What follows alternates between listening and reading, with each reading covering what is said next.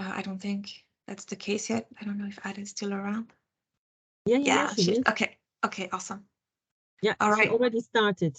Oh my gosh. Okay. Yeah, I think we can just ask everybody to, for now, mute themselves. And I'm giving floor to Stephanie. Thank you. Yeah, I think everybody's muted. So welcome, everybody. Thank you very much for joining us at this busy time of the year, right? We know some of us are still just meeting our new students or we barely met them. So thank you very much for taking the time to join us. We're, of course, super excited to welcome back Matt Doan to the BELTA webinars. This is his second webinar with us, if I'm not mistaken, but some of you maybe already met him as well at BELTA Day last year.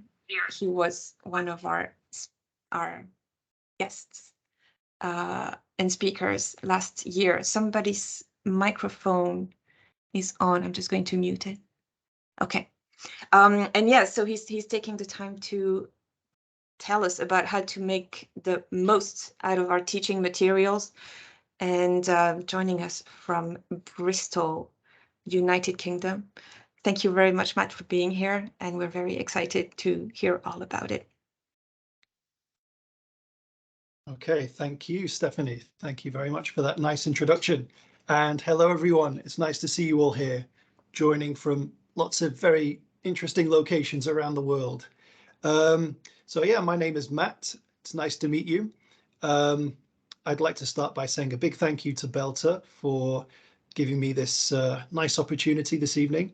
And of course, to the BELTA committee, Paulina in particular, really helped me out this evening with some much appreciated technical assistance. So thank you very much to BELTA, and thank you to all of you for joining today. Whether you're here live or whether you're watching the recorded version of this, thank you very much. So yeah, this evening I'm going to talk about teaching materials, and we'll be looking at different things that we can do with our materials to really exploit them and really squeeze the maximum amount of life and learning out of them. It's going to be quite a practical session, so I'd like to try out some ideas on you, and I'd like you to actually take part. It's going to last about 45 minutes. There are two things which I should tell you before we start. It would be good, not essential, but it would be good if you could have a pen and paper with you. And also it would be good if you could have your mobile phone next to you, because I'll be asking you to take a photo of the screen at one point. It's not essential if you don't have those two things, but if you do, it would be a bit better. So yeah, with all that said, I think we can start. And I'd like to start by asking you a question. And here comes the question. Oh, or maybe not. What did I do there? I tried to move to the next slide, and now... It's okay, Matt. We will solve it. Don't worry. Sorry, it's vanished. Thank you. Sorry, I don't know what I did there. Sorry, everyone. I'm not the best when it comes to technology, so please forgive me. It's loading again. It should be there in a moment. Thank you. And you can just take control again. Thank you. I'll do what I did last time.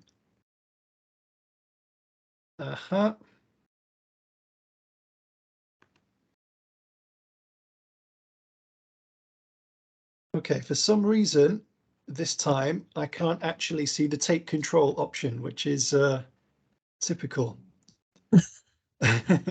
Last time Matt, yeah. I can just change your slides. No, don't worry. Are you sure? Yeah. Sorry about this, everyone. Last time I just hovered over the screen and it gave me the option, but it's not giving me the option this time. Okay, so thank you, Pauline. If you'd like to move on to the next slide. Sorry. So there we go. Thank you. Take control is back. There we go. Maybe it's got a mind of its own. It's got a mind of its own. Here we go. So yeah, so here's the question that I'd like to ask you, everyone. So which one of these four options best describes you? So A, I use a course book in my lessons. B, I use other materials like handouts and PowerPoints. C, I use both a course book and other material. Or D, I don't use any material at all. So dogma teachers, you would be D. Can you put in the chat box which option reflects you the best. So I'm seeing lots of C's at the moment, a couple of B's, C's and B's.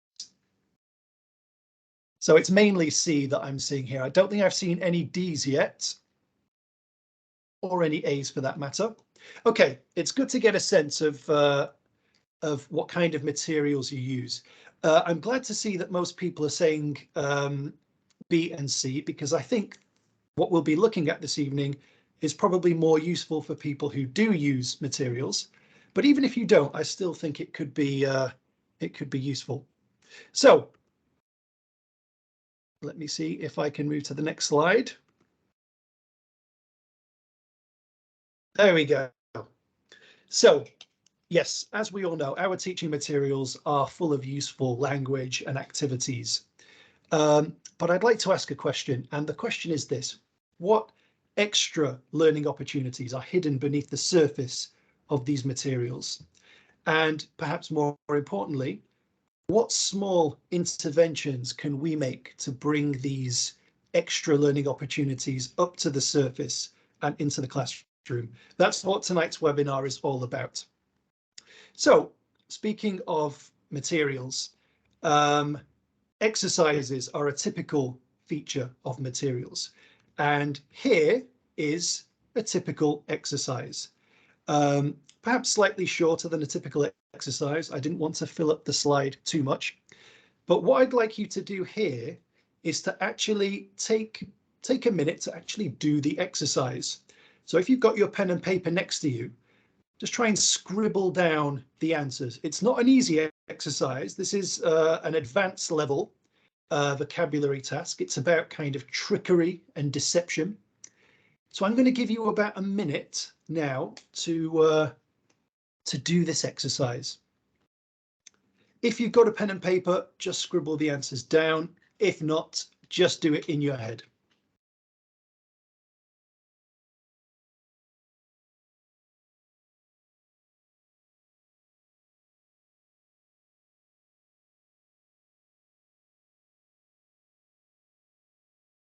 And there are a couple of tricky ones in this exercise, so don't worry if you're not sure about one or two of them.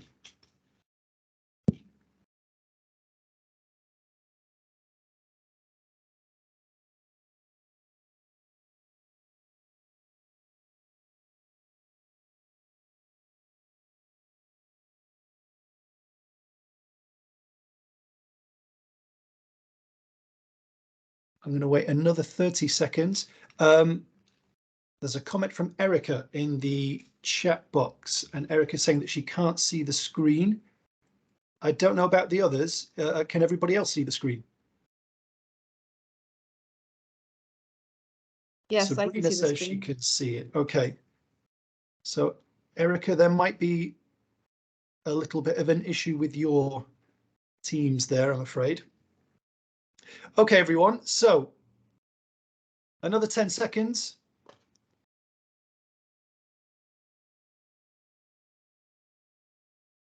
Okay. Don't worry if you haven't finished. Here are the answers to that exercise. Just check them quickly, see if you've got them all right.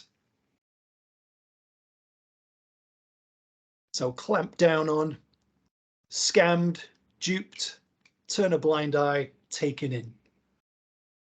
There we go. Okay, bit of vocabulary there. Right, what I'd like you to do now is, if you've got your mobile phone next to you, I'd like you to get that out and take a photo of the screen of the completed exercise. So here it is again. Yes, I'm going to give you 30 seconds to take a photo of this because we're going to be referring back to it.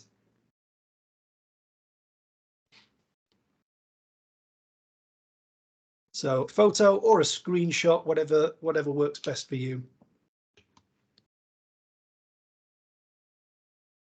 There we go. Anna Maria is ready. Lovely. Okay, there we go. That should be enough time to take a photo. Okay, so yeah, so what we have here is a completed exercise. Now, something I believe quite strongly is that a completed exercise like we have here is full of potential learning opportunities. And it might be a good idea to actually spend a few more minutes on that completed exercise before we move on to the next stage of the lesson. Now, I think when we finish an exercise, we're quite keen to move on to the next stage because, let's face it, these activities, these exercises are not the most exciting part of the lesson. And we might be quite eager to move on to the next stage, which is usually something a bit more communicative, like a discussion or a role play. But yeah, like I said, if we just take a few extra minutes on the exercise, we can squeeze a little bit more life and a little bit more learning out of it, kind of like in this picture here on the right. So yeah, there are several simple interventions we can make once we've reached this stage of the lesson to exploit the exercise a little bit. And that's what we're going to do now. I'm going to show you 6 simple interventions that we can make once we've finished an exercise to really squeeze a little bit more life and a little bit more learning out of it. So with that said, let's get straight into it. Let's look at the first intervention. So the first intervention is to challenge your learners' memories. And I'd like you to try this. So here is that finished exercise again. What I'd like you to do is take 20 seconds to memorize those blue words. 20 seconds to memorize the blue words, starting now.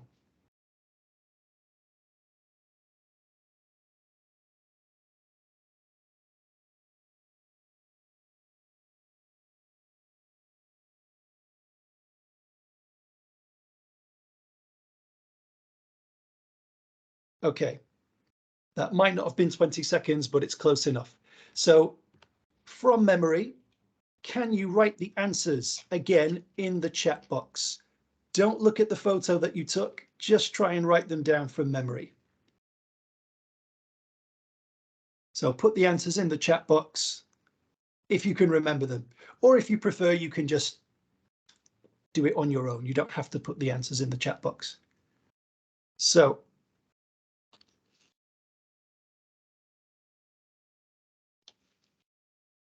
I don't see any answers in the chat box. Does that mean you've forgotten them all already? Okay, so Isabella. Okay, there we go. They're all coming through now. There we go. Superb memories.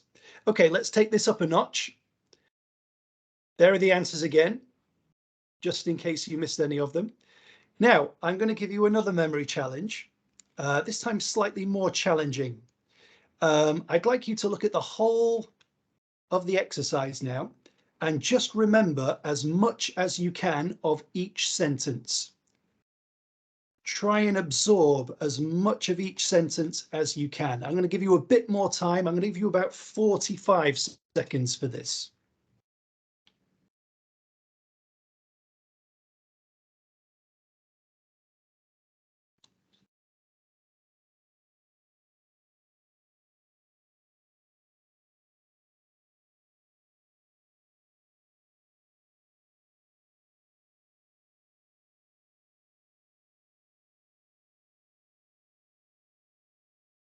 Okay, I think that's enough time.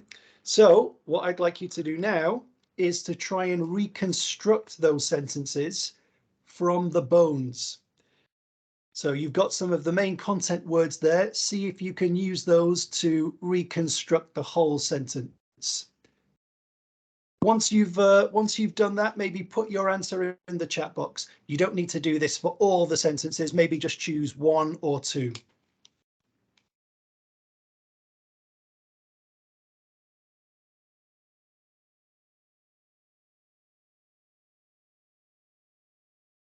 If you're not sure, if you can't remember the little bits in between, just have a go.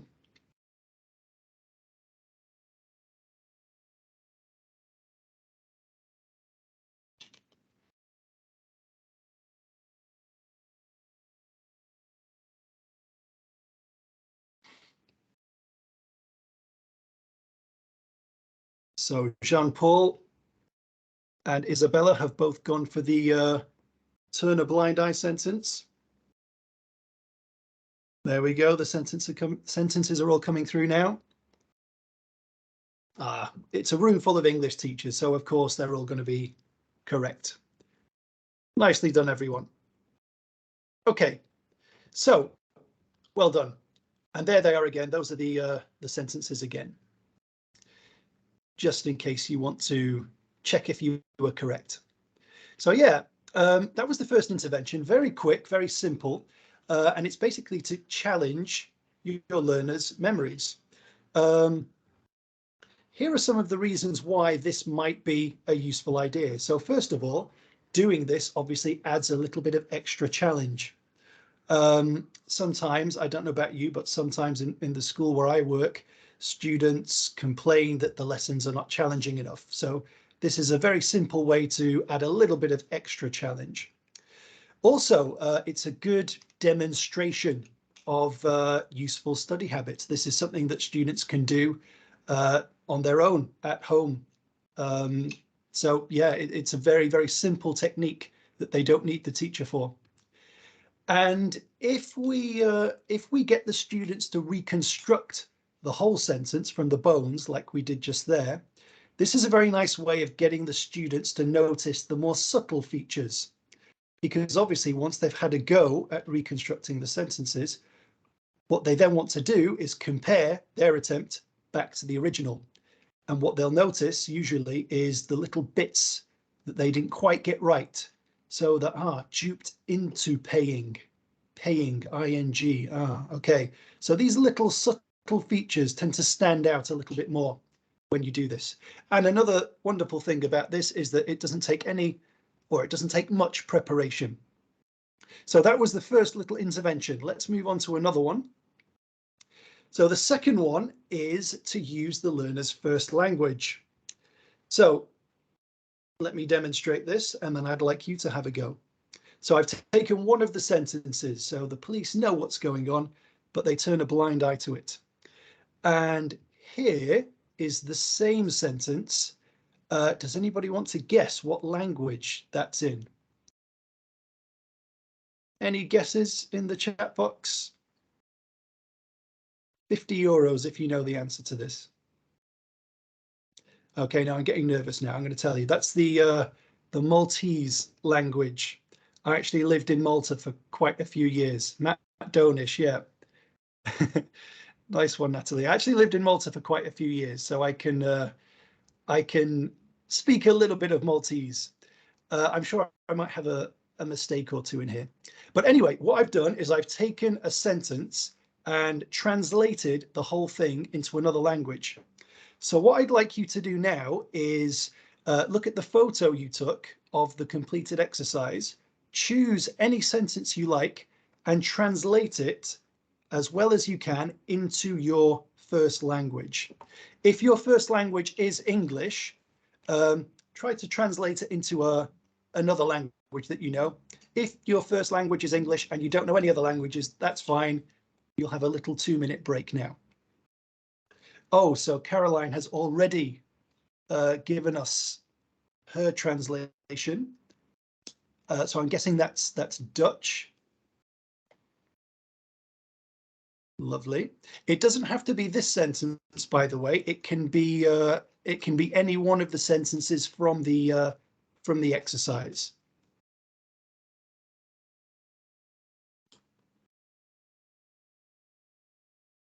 Charlotte, I've just seen your message. I would never do anything of the sort to you. Okay, seeing some very interesting translated sentences here. I'll just give you a bit more time. Let's see if we can get one or two more.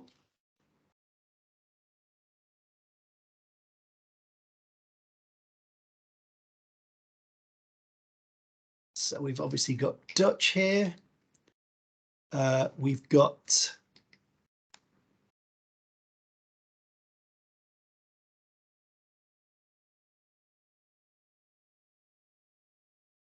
Yeah, thank you, Isabel. I was saying that's not Spanish, is it? Is that Portuguese? But I didn't want to be wrong. So thank you for confirming that. Okay. So lots of wonderful translations there, everyone. Thank you for those. Now, you might be wondering, why are we translating these sentences? Well, this is actually quite a useful technique. And what you can do is you can take any English sentence, or it doesn't have to be a sentence, it could be a whole paragraph, and you can get the students to translate it as well as they can into their first language. You can get the students to compare their translations, see if they agree with each other's translations.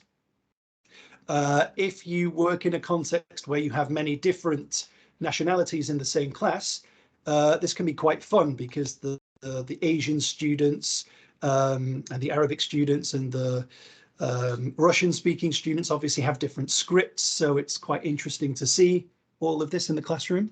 And anyway, what you can then do is you can collect these translations, get the students to give them to you, put them in a drawer and leave them in that drawer for a few days or a week or even 2 weeks.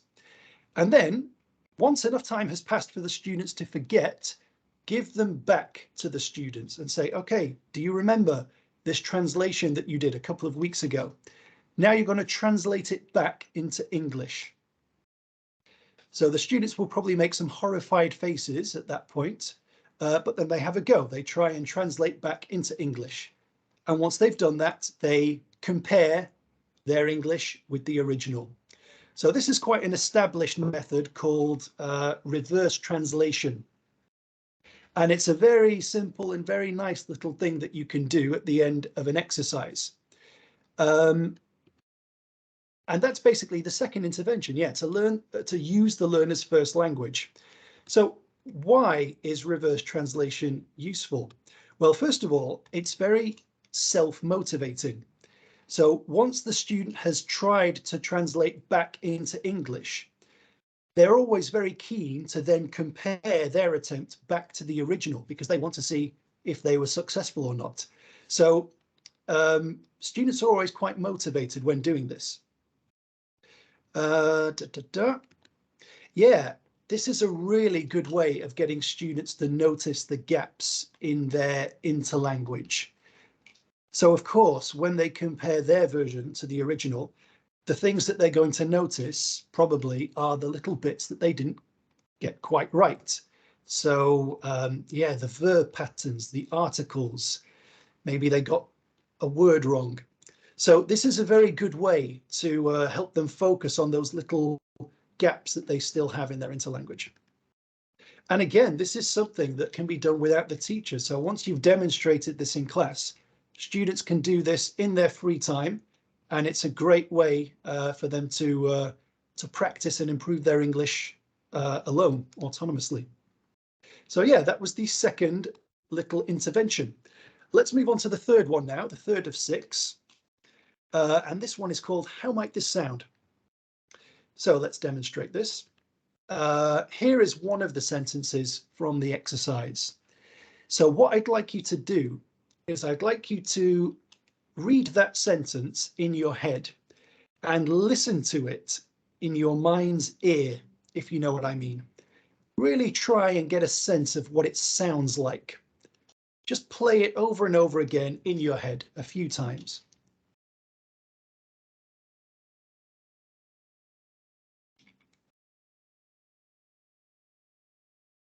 Okay.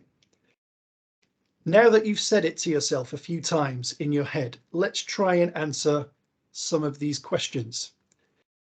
So feel free to put your answers in the chat box here. So A, which word or which words carry the main stress here? Or which would probably carry the main stress? Are any words weakened? Are any sounds dropped? Do any words join together? Are any new sounds introduced between words? If you have an answer to any of these questions, put it in the chat box. Now, of course, the answers could depend on the way you pronounce it. There's not necessarily just one answer. So which words carry the main stress? So police, possibly, yeah. No, blind eye. Yeah. Okay. Lots of people are saying, yeah, blind eye, police. Okay. Yeah. Are any words weakened? So Sabrina has said two. Yeah, a blind eye to it. It is kind of weakened. Yeah. Lovely. What else? It might be a good idea to, yeah, to actually label your answer with the letter. Okay. So what could be weakened on? All right. What about dropped sounds? Are any sounds dropped? This is a tricky question, I think. The way I would say this, I would probably drop a sound here or there. If I was saying this, for example, I would probably drop, well, I wouldn't say going. I'd probably say going on, as Elif has just said in the chat box. Yeah. Do any words join together? When we say things quickly and naturally, we often link words together and they end up sounding like one long word. Does that happen here in any cases?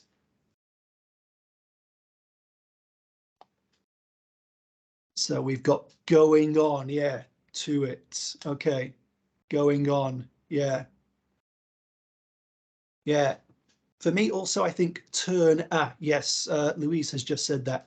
Turn becomes Turner, doesn't it? Turn a blind eye. Yes. And E is also pretty tricky. Any new sounds introduced between words? I can see one example of this, although it does depend on how you pronounce it. The example that I'm thinking of is towards the end of the sentence. So Anna Maria is saying, no what? Yeah, for me, when I say, okay, there we go. Tiziana has just said what I was thinking. Yeah, there's an intrusive w there, isn't there? To wit. It does depend on how you say it. Not everybody would necessarily say it that way. But yeah, to it. For me, there's a w in there. So yeah, lovely, everyone. Thanks. So that's basically the third intervention. Basically just asking students, how do you think this might sound if it was spoken? And there are some pretty useful benefits of this. So first of all, I think if we do this on a semi-regular basis, we can actually help students hear the language we're teaching them better. I think doing this consistently sensitizes our students' ears to the way English sounds when it's spoken naturally and quickly. So that's clearly an advantage. The words don't remain on the page, but we actually help them move those words up to their ears. And yeah, in the same way, it kind of makes the language more real life. They're not just words on a page, but they're words that can be spoken and listened to. So that was the third little intervention. Let's move on to the fourth one. Fourth one is a pretty straightforward one, paraphrase. So here we go. Here's an example. This is one of the sentences from the exercise. So I got duped into paying 3 times the regular price for a ticket. And what I'm going to show you here is basically the same thing, but written in another way. So they tricked me and I fell for it. So I ended up paying 3 times the ticket price.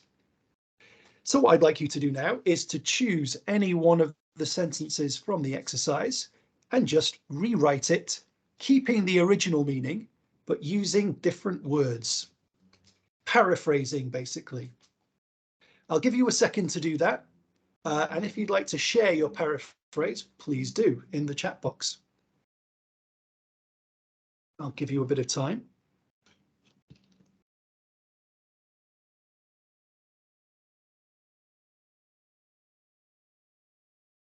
It's quite tricky because obviously this is a pretty high level exercise. It definitely took me a couple of minutes to come up with my paraphrase, so take your time.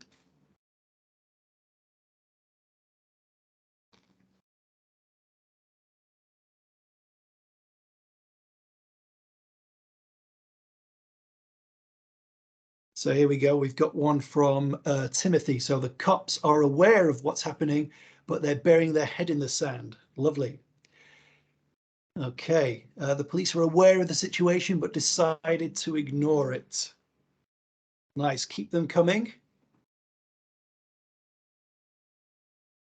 If you've already done one, but you'd like another go, go ahead. The officers were aware of the situation. However, they chose to ignore it. Yeah, the police were aware of what's happening, but they're ignoring it. We're all going for the police one here. I guess that's probably the easiest one to paraphrase, isn't it? I was conned by this bum. I love that one.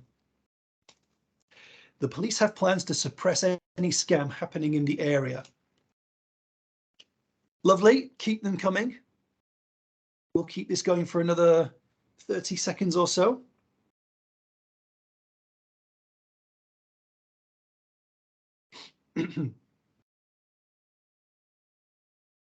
I'll just wait a little bit longer. Let's see if we get any more in the chat box.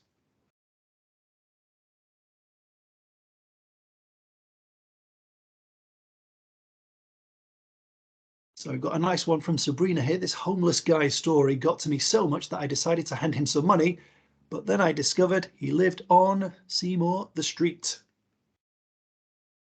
And Timothy has given us another one. The police are cracking down on the scams in the area. Yeah, you can say crack down as well as clamp down, can't you? Lovely, everyone. Thank you very much for those.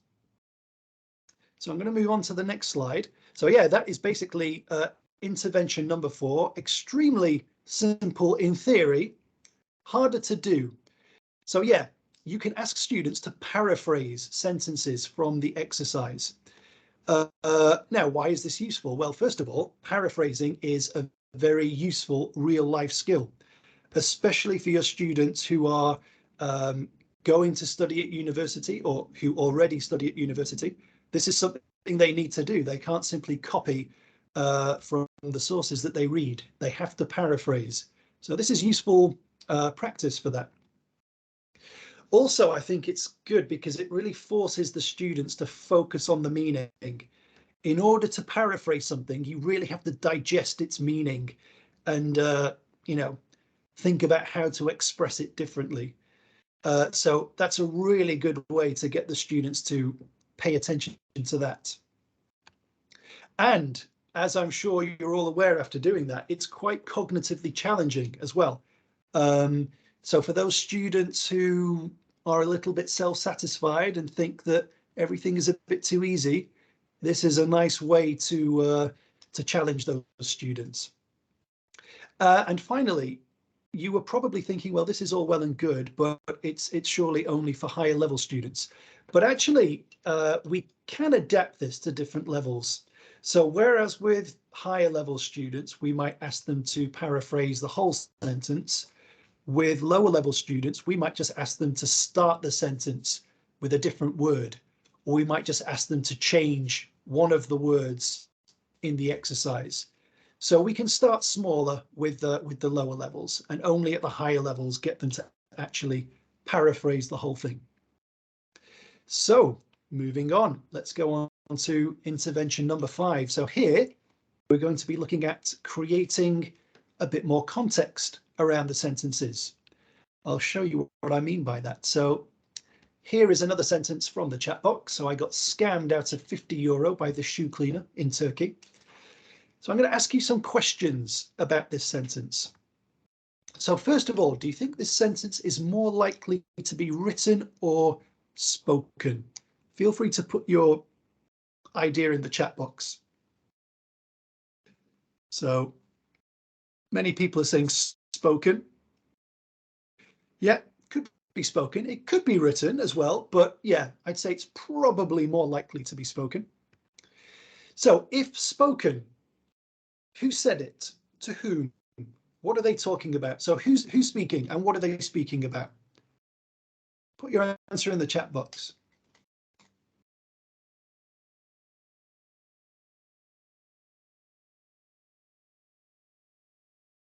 Who would say that?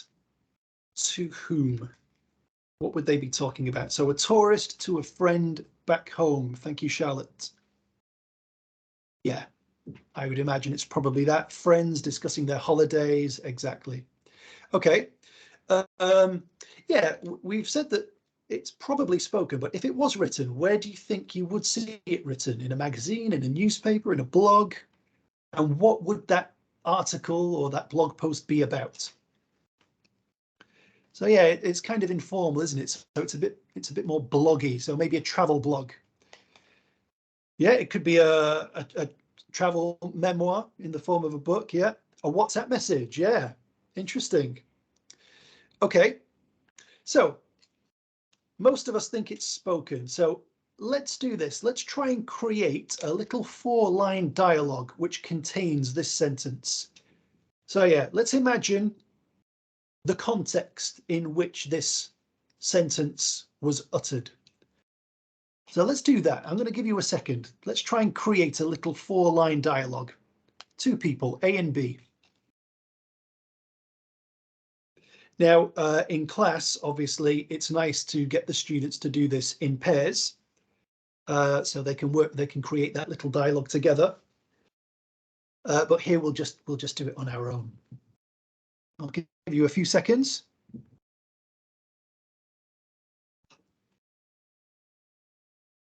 Doesn't have to be a magnificent work of comedy or drama, just something believable or probable.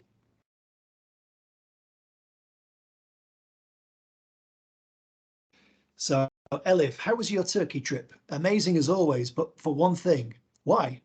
I got scammed out of €50. Yeah, nice one, Elif. Thank you. See if we get maybe one more in the chat box. So how was Turkey? Awful. Why? I got scammed out of €50. Exactly.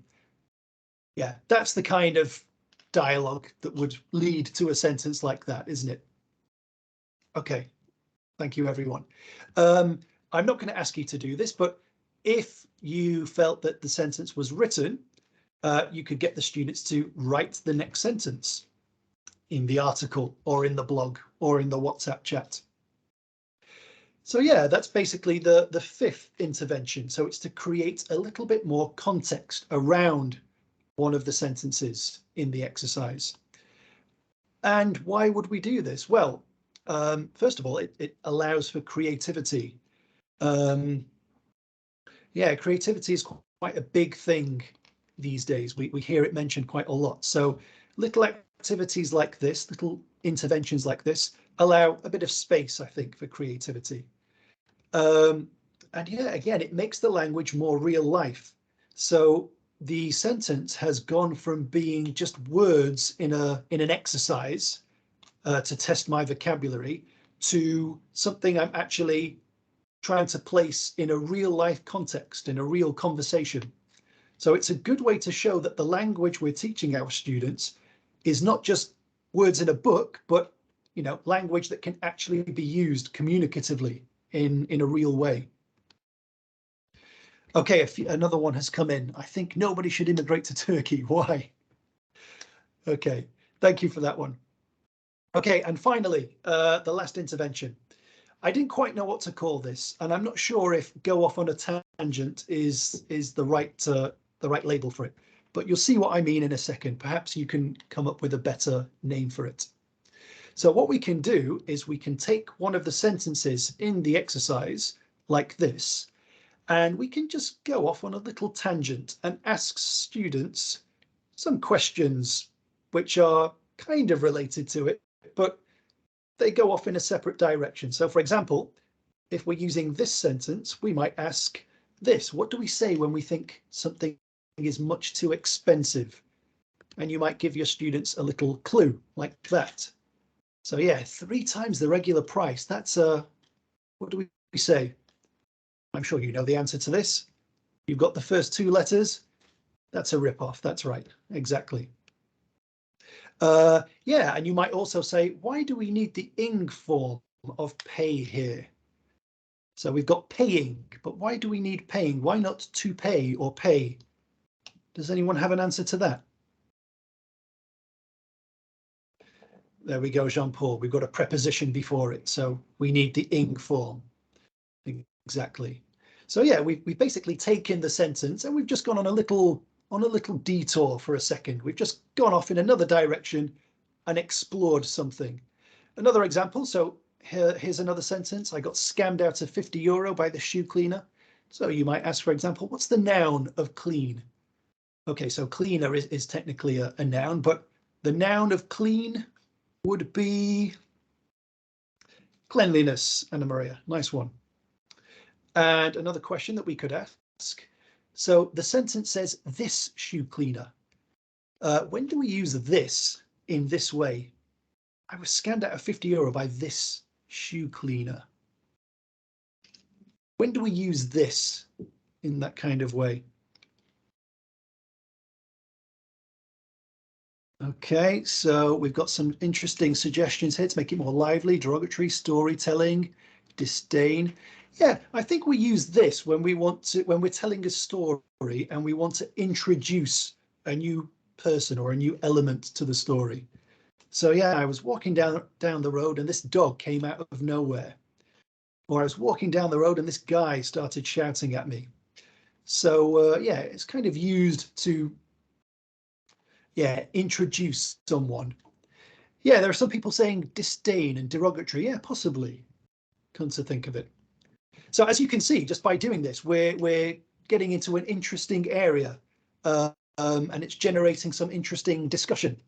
So that is technically another learning opportunity that we found by veering off track slightly. So where's my, here it is. Okay. So that was the final intervention to go off on a tangent. And yeah, why is it useful to do this? Well, as we've just seen, it can provide extra learning opportunities hiding beneath the surface, but if we look for them and if we exploit them, they are there and there is learning to be had. Again, it's another way of adding a bit of challenge. And I think it also makes us better at spotting opportunities. All of the advantages that we've looked at so far have related to the students, but I think also this is beneficial for us as teachers. If we kind of get into the habit of looking at the sentences in our exercises and thinking of what opportunities are lying there, it makes us better teachers, I think. It makes us sharper. So we're almost at the end. Just a few closing thoughts here before we do a bit of reflection. So exploiting our materials, if we do this, if we consistently try and look for these little learning opportunities, it can add more challenge to our lessons. It can make our lessons more engaging, more useful. And as we've just said, it can also make us sharper teachers. And this is something that we haven't discussed yet, but also it makes our materials last a bit longer. I know some teachers who absolutely whiz through their books and they finish a unit in a matter of hours. But I think by doing this, we really are squeezing more life out of our materials and making them last a little bit longer, which I think is a good thing. So here we go. Those were the 6 ideas that we looked at. And there's a little question at the end there. So what, if anything, will you take away from this session? Is there anything that you'd like to try out yourself in your own lessons? So if anyone has any thoughts, any reflections that they'd like to share, please do so. I'll just quickly go to the final slide because my email address is there. I'll tell you what, I'll go back here for a second because there's the list. I'll go back to that final slide in a second where my email address is. So Hilda, memories and paraphrasing. 2 of my personal favorites as well, Hilda. I'm glad you would like to try those out.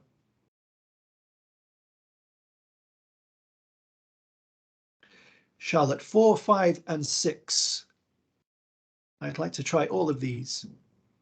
Annika would like to try the creating context part. Okay, the how might it sound? Yeah, lovely. I mean, you might decide that some of these will not really work for you in your context, and that's fine. Also, feel free to take these ideas and adapt them, you know, tweak them, improve them. I think that's what all good teachers do. So yeah, telling an entire story in the learner's L1, yeah, that can be a very useful thing to do. I think translation and L1 use is still kind of frowned upon in some contexts. And I think that's a shame because it's such a useful tool that we have at our disposal.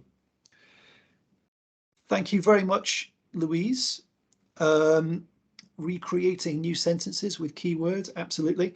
Thank you for all your reflections, everyone. I'm going to go to the final slide. My email address is there, so please feel free to get in touch with me if you'd like to discuss anything from the session, or if you'd like a copy of the slides. And yeah, I've gone slightly over the 45-minute mark, but I think we can leave it there. Jean-Paul, yes, donate. You're not the first person to point that out. Well noticed. So thank you very much, everyone. Thanks for coming and for participating. And thank you for your patience when technology was getting the better of me. I do appreciate it.